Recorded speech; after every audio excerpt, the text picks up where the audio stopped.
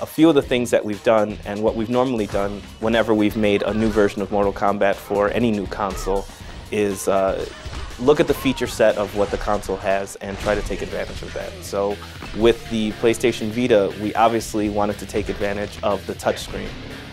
One of the ways that we were able to do that was to create a few new game modes that really took advantage of the touchscreen functionality. With the Vita technology and the amount of time we had to really focus on some of the new challenges, we got to really utilize the Vita's features. We had some juggle missions that were really cool. People seem to really like a lot of the Test Your Slice. Test Your Slice, it's a very familiar game for multiple people because of the fact that it uses your standard slice mechanic that we are all very familiar with.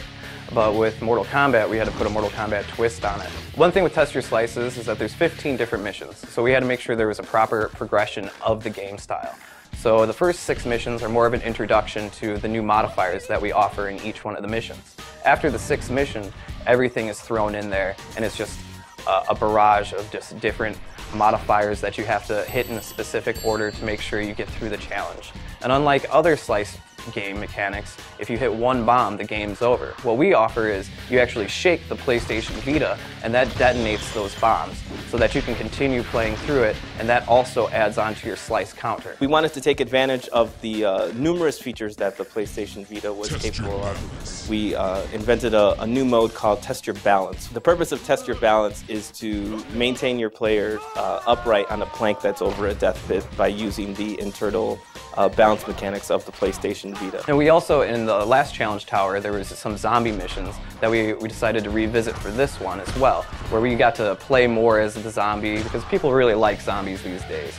So we made to emphasize on that, and there's a couple little extra things that you'll see at the end of each one of those zombie missions. I really like the mini fighters. The mini fighters are really cool. They're very comical, but they're still pretty fun to play. You kind of sped up the players when they're small and give them a little more damage to make it, a little bit more fun. Some of my favorite missions that we have would be the Bloody Mess missions, because you do have the hardcore fighting mechanic, but then we also put the blood on the screen too, so it forces you to multitask at the same time. My favorite new challenge is Endgame 2.